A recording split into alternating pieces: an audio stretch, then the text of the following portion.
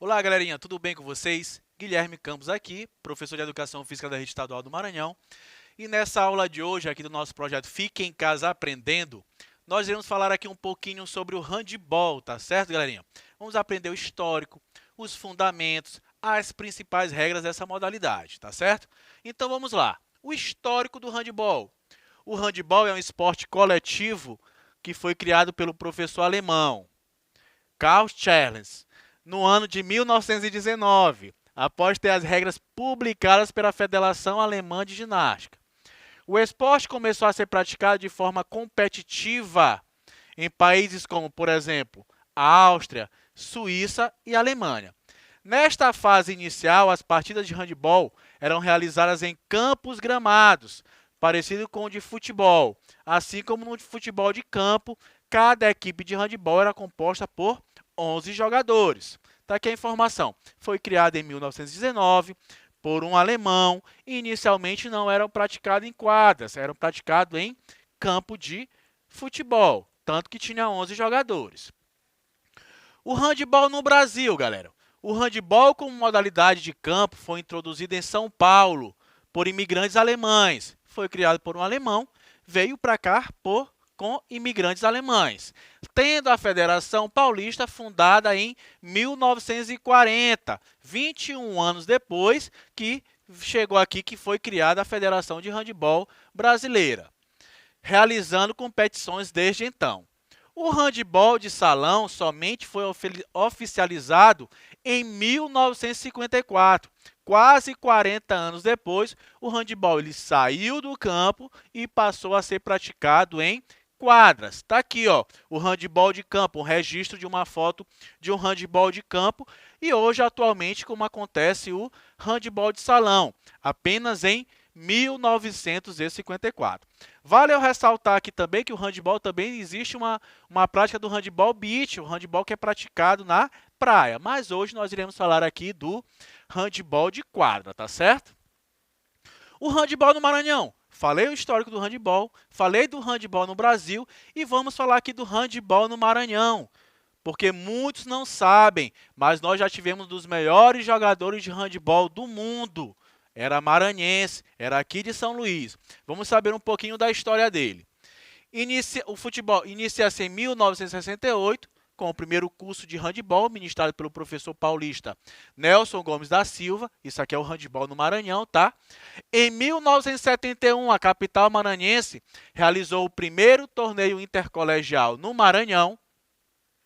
E em 1975, o maranhense Sebastião Rubem Pereira, Tião, foi considerado o melhor jogador do Campeonato Brasileiro de Handebol Juvenil Masculino. Em 1976, um ano depois, Tião também foi conhecido como Maravilha Negra. Assim ele era apelidado. Tornou-se o melhor jogador de handebol do Brasil. Então tá aqui, ó, Tião é esse negro que está centralizado ali na foto. Infelizmente, foram um dos poucos registros que eu consegui encontrar de Tião. Quis trazer essa história dele para vocês. Infelizmente, morreu novo por conta de álcool, teve uma cirrose hepática, morreu novo, mas nós temos aí esse atleta aí que vislumbrou no cenário nacional e mundial em relação ao handebol. Eu tive o privilégio de encontrá-lo algumas vezes no ginásio Costa Rodrigues quando criança ainda. Não tinha nem noção que era criança, mas foi me apresentado ele como um dos melhores jogadores de handebol. Então, por isso, eu fiz questão de trazê-lo aqui para a nossa aula. Que muitas das pessoas, hoje em dia, se nós falarmos de handebol, pouquíssimos falam de China. Foi campeão pan-americano de handebol brasileiro, que é maranhense. E muitos falam-se hoje de Ana Paula, que é a nossa representante maranhense aí na seleção brasileira. Participou de 4 Olimpíadas já. Mas muitos de vocês, jovens, não souberam, não conheciam a história de Tião, o nosso Maravilha Negra. Vamos agora aqui para algumas regrinhas do handebol, tá certo? Começar com a primeirinha, o campo de jogo. As partidas são realizadas em uma quadra retangular, com um comprimento de 38 metros e 44 metros de largura. Não, de 38 metros a 44 metros. E uma largura de 18 metros a 22. Mas, por convenção, fala-se que as quadras de handebol possuem um comprimento de 40 com 20 de largura. Tá aqui, ó, retangular. Se vocês imaginarem, as quadras, galera, de hoje em dia, todas têm esse formato retangular, são quadras poliesportivas, né? Então, convenciona-se que o handebol é numa quadra de 40 por 20. Professor, mas a quadra que eu pratico lá na escola não tem 40 por 20, ela é menor e tal, é adaptada. São quadras poliesportivas, aqui são as regras oficiais. Convenciona-se 40 por 20, tá certo? Vamos para algumas marcações, tá certo? Tá aqui, eu dividi a quadra ao meio, ó, essa imagem aí, a quadra ao meio. A área de jogo é um diâmetro de 6 metros. Tá aqui, ó, a linha. Da linha de fundo para dentro da quadra é um diâmetro com 6 metros de comprimento. Nós temos dentro da área uma linha de 4 metros. Linha de 4 metros. Professor, o que isso aí tá... Calma, vocês vão ficar sabendo, eu vou explicar tudo direitinho para vocês. Quero só que vocês fiquem por dentro das marcações. Temos ainda a linha de 7 metros. Tá aqui, ó, tá circulada aí a linha de 7 metros. E temos ainda também uma linha de 9 metros, que é essa linhazinha tracejada. Tá tudo muito bem identificado aí. 4 metros, 6 metros, 7 e 9 metros, tá certo? A linha de 6 metros. O que que fala a linha de 6 metros? Para que serve a linha de 6 metros? Em frente de cada baliza, há uma área de gol. A área de gol é definida por uma linha de área de gol de 6 metros. Está aqui, ó, em amarelo. Essa é a área de gol. Tem 6 metros de diâmetro. É uma área restrita ao goleiro. Somente o goleiro pode atuar dentro dessa área. Tá certo? Somente o goleiro. Passar essa informaçãozinha para vocês, daqui a pouco nós iremos aprofundar. Então, é uma área exclusiva do goleiro, tá certo? Somente ele pode ficar dentro dessa área com posse da bola. Tá aqui, 6 metros. Linha de 4 metros, continuando com algumas marcações, aquilo que eu falei para vocês. A linha de limitação do goleiro, que é a linha de 4 metros, percebam, já falo aqui, já dou uma informação. Linha de limitação do goleiro. É uma linha de 15 centímetros de comprimento, marcada diretamente à frente de cada baliza. Ela é paralela à linha de gol, a uma distância de 4 metros. Você já sabe na matemática aí que paralelo é aquilo que está aqui, ó, está aqui a linha de fundo, está aquela paralela, são aquelas linhas que não se cruzam, né? Então, 4 metros é a linha limite. O que significa isso? Num tiro de 7 metros, que vocês irão ficar sabendo daqui a pouco, quando ele acontece, o goleiro ele pode se deslocar até o máximo, até essa linha. É a linha limite do goleiro. Tá certo? Ele não pode avançar essa linha de 4 metros. Então, se o atleta vai realizar um tiro de 7 metros, o goleiro pode se deslocar somente até a linha de 4 metros. Linha dos 7 metros. Regrinha que está diretamente ligada ao que eu falei ainda há pouco. Falei da linha de 4 metros e eu falei alguns momentos do tiro de 7 metros. Vamos aqui. É o pênalti do handebol. É cobrado quando há alguma agressão e uma clara chance de gol. Na cobrança, os jogadores de defesa e de ataque ficam fora da linha dos 9 metros. E o goleiro pode movimentar-se livremente até a linha dos 4 metros. Tem várias informações aqui, ó. Tem a linha de 4 metros, que vocês já sabem, que é até onde o goleiro pode ir, né? Tem a linha de 7 metros, que é onde é realizada a espécie de pênalti do handebol. É onde o jogador se posiciona para realizar esse arremesso no gol, esse pênalti. E aqui também fala da linha de 9 metros, que eu falei naquele slide anterior. A linha de 9 metros, ela aqui funciona como o quê? Como o limite onde os atletas se posicionam quando um atleta vai realizar o tiro de 7 metros. Então, ninguém pode estar dentro da área dos 7 metros, próximo da área dos 6 metros. Todo mundo tem que estar o quê? atrás dessa linha dos 9 metros, tá certo? Muitas informações nesse slide. Linha dos 9 metros. Agora, para que serve? A linha de 9 metros, também chamada de linha de tiro livre, pois é ali que deve ser cobrado o tiro livre, quando o adversário comete uma falta leve. Durante a cobrança, nenhum jogador do time que está atacando pode atravessar a linha até que a bola esteja novamente em jogo. Então, perceba a informação. Quando a equipe A comete uma falta na equipe B e está ali nas proximidades, é dali que é realizada aquela cobrança da falta, do tiro de 9 metros. Tá certo? Então, onde é realizado os tiros livres no handebol? É a linha de 9 metros. Então, falamos sobre a linha de 4, a linha de 6, a linha de 7 e a linha de 9. Vamos aqui para a baliza, tá? A baliza é o gol, galera. É o gol. A baliza é como está escrito na regra. É colocada no centro de cada linha de fundo. As balizas devem estar firmemente fixadas ao solo ou às paredes atrás delas.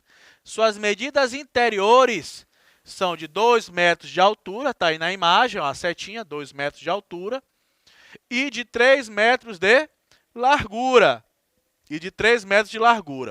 Tem alguma coincidência com algum outro esporte de invasão, algum outro esporte de quadra, esse tamanho? Tem. Se vocês pararem para perceber, se vocês forem pesquisar, se vocês prestaram atenção na minha aula de futsal, lá eu falei que a trave, a baliza, ela tem esse mesmo tamanho. Aquilo que eu falei para vocês ainda há pouco, né, galera? As quadras, elas são poliesportivas. Não poliesportiva o quê? Vários esportes, vários são praticados num espaço. Não cria-se uma quadra de handebol, uma quadra de basquetebol, uma quadra de futsal. Não. Cria-se uma quadra, coloca-se todas as marcações dessas modalidades e ali é disputado. Então, a baliza, ela tem o mesmo tamanho de futsal, tá certo? Até porque quando o handebol saiu do campo para a quadra, foi jogando em quadra de futsal. Aí tá aqui, galera, ó. A única diferença que tem, mas que obviamente vocês não irão encontrar em todas as quadras, é que existem essas pinturas aqui, branca e vermelha, na trave, na baliza. Tá certo? Branca e vermelha. Nem sempre vocês vão encontrar. Vocês vão encontrar quando vocês forem para um jogo específico de handebol, um campeonato de handebol, um mundial, que está acontecendo alguma coisa nesse sentido. Lá a baliza ela é apropriada da modalidade. Tempo de jogo. Vamos agora para as regrinhas do tempo de jogo.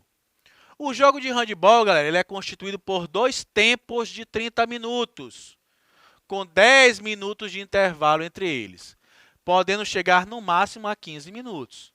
Então, tá aqui, ó, 2 tempos de 30 minutos. É importante falar que esse tempo ele é o quê? Cronometrado, ou seja, o relógio só funciona quando a bola está em jogo, tá certo? Ele não fica funcionando o tempo todo. Então, são 30 minutos realmente jogados. Tem um intervalo. O intervalo vai de 10 a 15 minutos, tá certo? Aí joga-se o segundo tempo, também de 30 minutos. Tempos iguais. 2 tempos de 30 minutos. Prorrogação. Professor, e caso esse jogo ele tenha saído empate, acabou ali 25 a 25. Professor, esse placar de 25, sim, o handebol, ele não é como o futsal, não é como o futebol de campo, que os gols não acontecem assim tão facilmente. No handebol é gol a quase todo ataque. Então, os placares eles são bem altos. 23 a 23, 25 a 25, 27 a 10, 27 a 18, sei lá. Então, uma prorrogação, que é o tempo extra, tá, galera?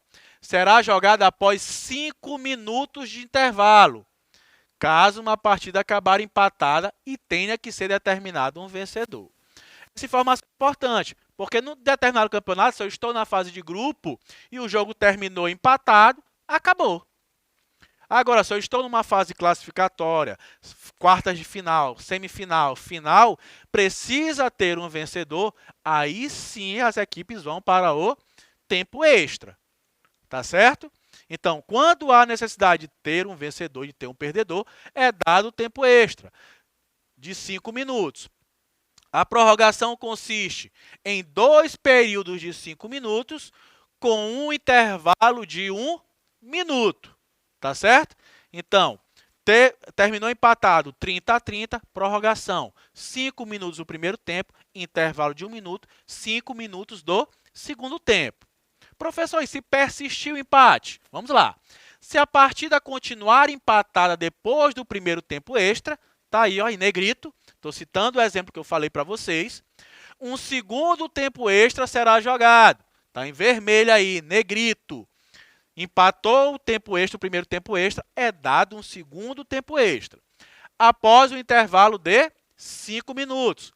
Este segundo tempo extra também tem 2 períodos de 5 minutos com intervalo de 1 minuto. Então, como aconteceu no primeiro, 2 tempos de 5 minutos com intervalo de 1 minuto, vai para a segunda prorrogação, o segundo tempo extra, com tempos também de 5 minutos, com intervalo de 1 minuto. Professor, e se persistir o empate, o que acontece? Se persistir o empate, as disputas irão acontecer no tiro de 7 metros. Tá certo? A equipe ela relaciona lá 5 jogadores para a cobrança, né? Continuou empate, empatou nessas cobranças. A equipe ela não vai relacionar um por um jogador, não. A disputa ela vai ficar assim, um para cada, tá certo? Um para cada. Mas ela já vai relacionar 5 atletas de uma vez novamente. Então, relacionei 5. Terminou ali 4 gols para cada, né? 4-4, permaneceu empate. A equipe vai relacionar mais 5 jogadores para as próximas 5 cobranças. Mas ela pode acabar numa próxima cobrança. Se a equipe A fez e a equipe B perdeu, acabou-se ali a disputa dos tiros de 7 metros e uma equipe sagrou-se vencedora. A bola, galera. A bola é feita de couro ou material sintético. Ela deve ser esférica, sua superfície não pode ser brilhante nem escorregadia. Ela varia, é importante falar que a bola ela varia em relação à idade e o sexo, tá certo? Porque ela é bem pesadinha. Então, quando ela tem de 58 a 60 centímetros, ela pesa 425 gramas, de 425 a 475 gramas. É para qual categoria? Homens acima de 16 anos. De 54 a 56 centímetros, pesando de 325 a 375 gramas. Mulheres acima de 14 anos. Aqui é H3, aqui é H2, também recebem essa nomenclatura. E uma terceira possibilidade, quando a bola tem de 50 a 52 centímetros de diâmetro e que ela pesa de 290 a 330 gramas. Para quem? Para crianças entre 8 e 14 anos. Essa aqui é a bola H1, ela é mais levinha. Ela não pode ser escorregadia, os atletas eles usam uma espécie de cola, eles melam a pontinha dos dedos, eles passam magnésio na mão, tudo para ter uma maior aderência, eles terem um maior controle, uma maior empunhadura em relação à bola, tá certo? A equipe, galera. Uma equipe consiste em até 14 jogadores. Não mais do que 7 jogadores podem estar presentes na quadra de jogo ao mesmo tempo. Os demais jogadores são suplentes. Então, está aqui uma imagem de um jogo acontecendo. Titulares, galera. 7 contra 7. 6 na linha e 1 no gol. 7 contra 7, 6 na linha e 1 no gol. Mas uma partida ela pode ser iniciada até com 5 jogadores. Tá certo? Não tem problema. Ah, o carinha está se atrasando ali, não chegou. A partida pode ser iniciada com 5 jogadores. Mas em quadra, 7 reservas ou suplentes, também 7, que formam a equipe de 14 atletas. Substituições. É importante eu falar isso aqui para vocês. Ó. Os jogadores suplentes podem entrar na quadra a qualquer momento e repetidamente sem avisar o secretário ou cronometrista, desde que os jogadores que eles vão substituir já tenham saído de quadra. Então, galera, a substituição no handebol ela é ilimitada e o jogador ele não precisa informar mesário, cronometrista, ninguém. Basta que um jogador saia e o outro entre. Com uma observação, essa substituição ela deve ser feita, ela tem que ser feita onde? Na área de substituição, que é essa área aqui, ó, que eu circulei para vocês. Ela tem em torno de 4 metros, se eu não me engano. É onde o atleta entra, um atleta sai e o outro entra. Com essa ressalva, só pode entrar em quadra quando o outro tiver totalmente saído. Então, galera, eu vou ficando por aqui. Essa aula ainda não acabou, nós teremos um outro momento que nós iremos finalizar com os fundamentos e algumas regrinhas do handebol. Até a nossa próxima aula. Vamos para cima, hein?